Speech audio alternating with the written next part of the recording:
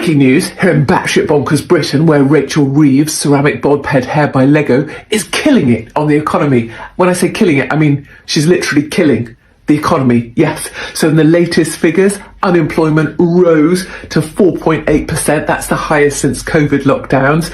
Job vacancies fell. Earnings growth slowed to 4.7% year on year. That's the lowest for the last 3 years.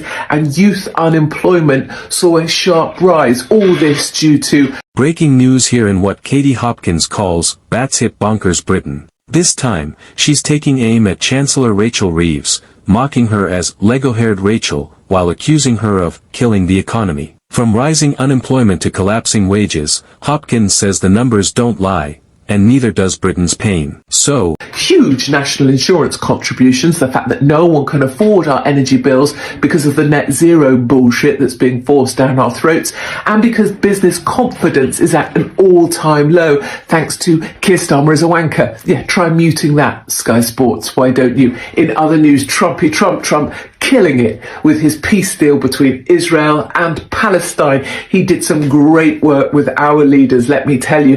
Keir Starmer thought he was going to get a moment to speak at the microphone, and then Trump showed him his back. Keir Starmer had that face on like my dog when she thinks she's going for a walk, but then realises she actually isn't, except what's really happening in the so-called Reeves recession? Let's dive in. It all started on October 14th, 2025, when Katie Hopkins dropped another viral monologue titled Bonkers Britain. This time, her target wasn't immigration or woke culture, it was Rachel Reeves and the crumbling UK economy. Rachel Reeves' Lego Bob is killing it on the economy, Hopkins quipped. When I say killing it, I mean she's literally killing the economy. She was referring to newly released figures showing unemployment jumping to 4.8%, the highest since the lockdown years. Job vacancies, down. Wage growth, slowed to 4.7%, the weakest in 3 years. And youth unemployment skyrocketing. Hopkins didn't hold back, calling it a self-inflicted economic meltdown caused by reckless government spending,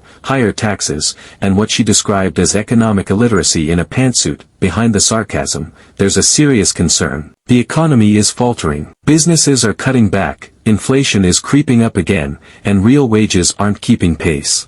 Hopkins argues this isn't just bad luck, it's bad leadership. We were told Labour would rebuild Britain, she said. Instead, they've rebuilt unemployment lines and turned ambition into despair. She singled out Reeves' green energy policies and public sector expansion, claiming they've driven small businesses into the ground while doing little to help working families. But are Hopkins' claims accurate? Or just another dose of political theater meant to stir the pot? The reaction to Hopkins' rant was immediate and explosive. Social media lit up with hashtags like #BonkersBritain and #ReevesRecession. Supporters cheered Hopkins for telling it like it is, while critics accused her of peddling doom and division. Katie's spot on.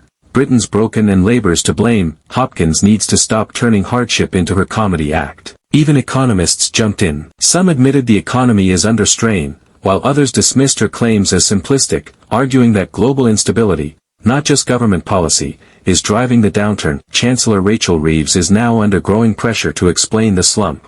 Despite her confident tone in recent statements, critics, led by Hopkins, say she's lost control. The fundamentals of our economy remain strong, Reeves insisted, but the numbers tell a different story. Inflation hovering near 3%, small business bankruptcies up, and the housing market stalling. Hopkins pounced on those contradictions, calling Reeves' optimism fantasy economics from a fantasy government. Across the country, frustration is boiling over. Young people can't find stable work. Families are cutting corners just to make ends meet. And Hopkins says this isn't just an economic issue, it's a moral one. Britain used to reward hard work. Now it punishes it, she said. If you're lazy or lawless, you get handouts. If you're hardworking, you get hammered. Her critics call that rhetoric dangerous, but her supporters say it's the brutal truth no one else dares to say aloud. With the economy teetering and public confidence fading, the big question now is, what happens next? Will Reeves adjust her policies before it's too late? Or will the economic slide deepen,